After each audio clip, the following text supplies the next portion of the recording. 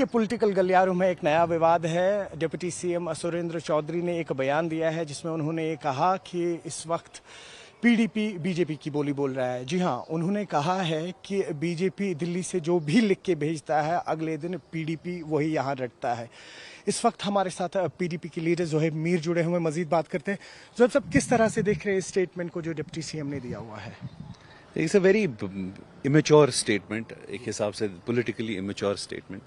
आप सबसे पहले आप अपने गिरेबान में झांक के देखिए, किसने बात कही थी जब जेडमॉर्थ टनल की उस टाइम पे इनॉग्रेशन हो रही थी। किसने बोला था कि दिलों में गर्मी है? कौन यहाँ से गया था दिल्ली? और फिर उसके बाद जितने भी सारे यहाँ पे शॉल वाले उनकी उनसे शॉल खरीद के अच्छे अच्छे शॉल्स, और पूरे कैबिनेट को दिल्ली में शॉल्स पहनाए गए। कौन गया था वहाँ पे ये सब करने के लिए?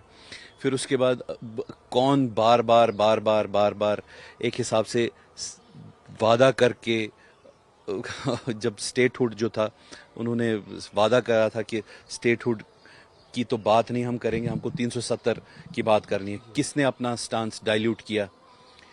और कौन स्टेटहुड की इस टाइम भीख मांग रहा है और वहाँ पे स्टेटहुड भी नहीं मिल रहा है? और किस तरीके से यहाँ पे आपने बोला था सब कुछ ठीक कर देंगे, आपने बोला था कोई भी हम बहुत सारी नौकरियां देंगे। अभी भी टेररिस्ट लिंक्स लगा के यूएपीए लगा देते हैं, और जो नौकरियां कर रहे हैं सरकारी नौकरियां, कितने सारे लोगों को निकाला जा रहा है। और ये सरकार हाथ पे हाथ धरे रख के बैठी हुई है और कुछ भी नहीं कर रही है और फिर तमाशा देख रही है। इसके अलावा पॉलिटिकल डिटेनीज के बारे में आपने क्या किया? कुछ भी नहीं। इसके अलावा आपको कोई भी इम्पोर्टेंट इशू जो होता है उसके बारे में आप चुप करके बैठते हैं। तो बीजेपी की बोली हम बोल रहे हैं या आप बीजेपी को कंसिस्टेंटली अपीज करने की कोशिश कर रहे हैं? आपकी कोई बात नहीं सुन रहा। We are always against the tyrant.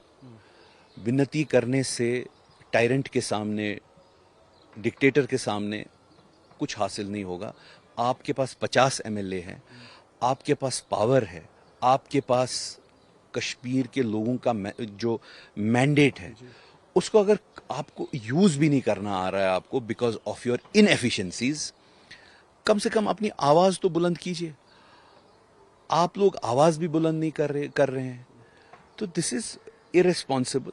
जिस तरीके से बीजेपी कंसिस्टेंटली अपनी 11-12 साल की विफलताओं को सारा नेहरू को एट्रीब्यूट करते हैं, बोलते हैं कि नेहरू जी ने ये किया इसीलिए हम आज नहीं कर पा रहे हैं। इसी तरीके से अब ये विफल हो गए हैं, ये कुछ भी नहीं कर पा रहे हैं। 50 एमएलए लेने के बावजूद भी, लोगों को झूठ बोलने के बावजूद भी they are not able to do anything.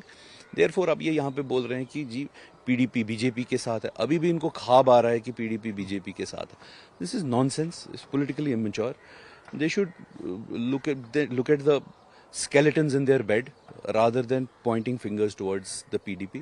इनको ये सोचना चाहिए कि हम लोगों का कैसे काम करें।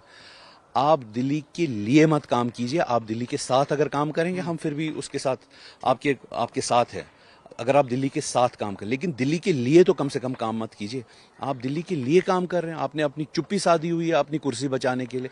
क्या फायदा है ऐसी कुर्सी का जिससे कोई काम ही नहीं हो रहा है? उसके बाद आपको कोई अब काम होता नहीं है, उसके बाद आपको सिर्फ और सिर्फ एक ही चीज बोलनी है कि यहाँ पे पीडीपी बीजेपी के साथ है।